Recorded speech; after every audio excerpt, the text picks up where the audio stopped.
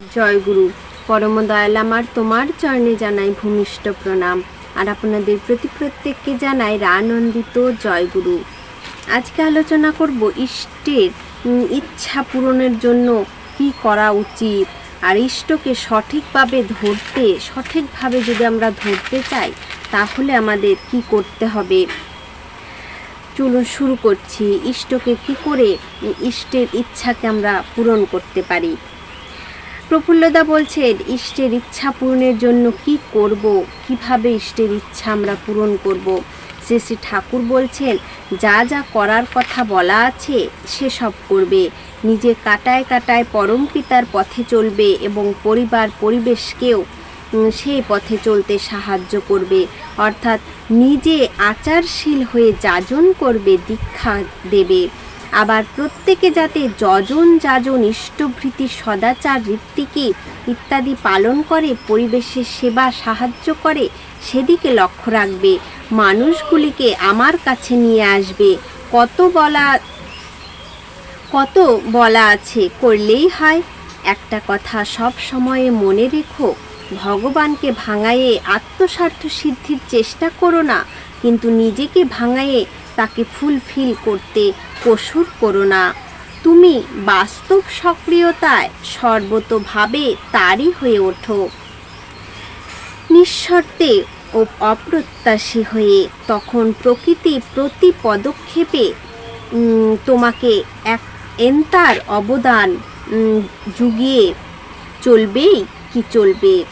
কিন্তু যা পাও, যত পারো তার সেবায় নিয়োজিত করো। পরিবেশের সত্তাপোষণী সেবা, সেও কিন্তু তারই সেবার অন্তর্গত। অনাড়ম্বরভাবে সপরিবার নিজের অস্তিত্ব রক্ষা তারও উদ্দেশ্য। পরমের সেবা ইষ্টেক লক্ষ্য হতে পারলে মুক্তি আমাদের হাতের মুঠোর মধ্যে। কিছুই তখন আর আমাদের ইষ্ট থেকে ছিনিয়ে নিতে পারবে না। এই সেবা একটা নেতা নিয়ে এসে বারান্দার জলখানি মুছে ফেলো। কেউ হয়তো জল নেবার সময় ফেলে গেছে, খেয়াল করেনি। ছাওয়াল পাওয়াল সব সময় ওই জায়গা দিয়ে ঘোরে, কেউ হয়তো আছাড় খাবেনি। গভীর আলোচনার মধ্যে চকিতে বলে নিলেন ঠাকুর, সেবাদিও তাড়াতাড়ি উঠে গেলেন। পূর্ববৎ আলোচনার স্রোত অব্যাহত গতিতে এগিয়ে চলল। আগের কথার সূত্র ধরে প্রফুল্লদা আবার বললেন, যা করবার তিনি তো করিয়েই নেবেন। শ্রী ঠাকুর বললেন, তিনি করে দিয়েছেন তোমায় পরিপূর্ণভাবে স্বাধীন। এখন তিনি আর কি করবেন বলো? তিনি তোমার মুখ চেয়ে বসে আছেন। তিনি সৎ প্রেরণা যোগাতে পারেন, কিন্তু করাটা যে তোমার হাতে। তুমি যদি না চাও, না করো, তাহলে তোমার নিজস্ব পাওয়াটা ও হওয়াটা যে হয় না, তুমি বঞ্চিত হও। এই হলো অকাট্য বিধান। তুমি তোমার বাবার থেকে এসেছো, কিন্তু তোমার বাবা খেলে কি তোমার পেট ভরে? তাই ফাঁকিবাজি ছেড়ে দিয়ে প্রাণ ভরে তাকে চাও ও তার জন্য করো। তখন বুঝতে পারবে এক লহমার জন্যও তিনি তোমাকে ছাড়েননি। তোমার শত অপরাধ সত্ত্বেও পদে পদে তিনি তোমায় রক্ষা করে চলেছেন। আরও দেখতে পাবে সৎ পথে চলার ক্ষেত্রে সর্বদা তিনি তোমার সহায় হয়েই আছেন। প্রবোদ্ধা বলছেন, ইষ্টকে ঠিকভাবে ধরা যায় কি করে। এবার বলবো কি করে ইষ্টকে ধরা যায় সঠিকভাবে। শ্রী ঠাকুর মধুর কঠোর কণ্ঠে বললেন, বউকে ঠিক করে ধরো কি করে, ছেলেকে ঠিক করে ধরো কি করে, আর ইষ্টকে ঠিক করে ধরার বেলায় যত প্রশ্ন। ভেবে দেখো, এখনই যদি টেলিগ্রাম আসে বাড়িতে অসুখ, যে কেঁদে পড়বে একজনের কাছে 200 টাকা না হলেও নয়। পট করে জোগাড় করে হুট করে সব ব্যবস্থা করে ফেলবে। প্রাণের টান থাকলে অমনি করা আসে। আর এই টানটা গজিয়েছে কিন্তু তাদের আপন বলে ধরে নিয়ে তাদের জন্য ক্রমাগত ভাবা, বলা, করা, খাটাখাটি, ছুটোছুটির ভিতর দিয়ে। ইষ্টের বেলায়ও ঠিক একই কথা। ইষ্ট আমাদের জন্য যতই করুক না কেন, তাতে কিন্তু তার প্রতি আমাদের টান গজাবার পক্ষে সুবিধা হয় না।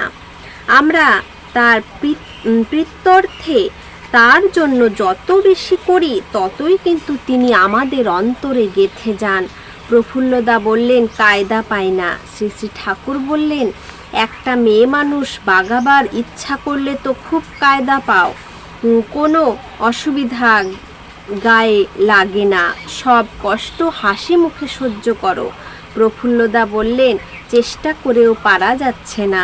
শ্রী শ্রী ঠাকুর সে কথায় আমল না দিয়ে তীব্র ওজস্বিতায় বললেন, ও সব কথা কস না, চেষ্টা করে আবার পারা যায় না, ও না করার কথা। যাকে চাই ঈপ্সিত যে, তার জন্য যত খাটি গায়ে লাগে না।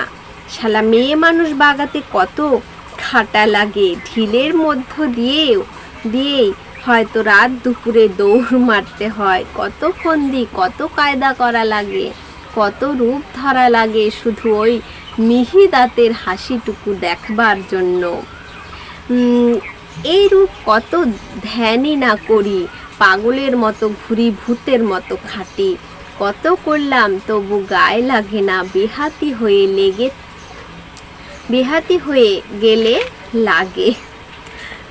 তো তেমনভাবে ঠাকুরকে আমাদের পেতে হবে, যেমন পুরুষরা মেয়ে মানুষ ধরতে চায়, কিংবা মেয়েরা পুরুষ ধরতে চায়, স্বামী সন্তানকে ধরে রাখে যেভাবে, তাদের প্রতি যে টানটা আসে, তো সেই টান থেকেই কিন্তু ভালোবাসা জন্মায়।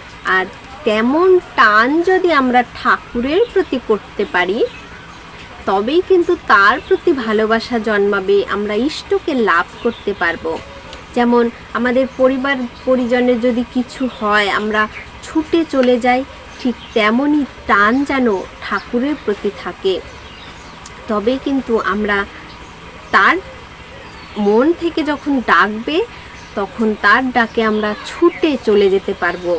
এমনটা করে আমাদের ডাকতে হবে, আমাদের ভালোবাসতে হবে আমাদের ঠাকুরকে, তাকে নিজের বলে মনে করতে হবে, তবেই কিন্তু সব কিছু সম্ভব, তবেই কিন্তু আমরা ঠাকুরকে, ইষ্টকে আমাদের নিজের করে পাবো।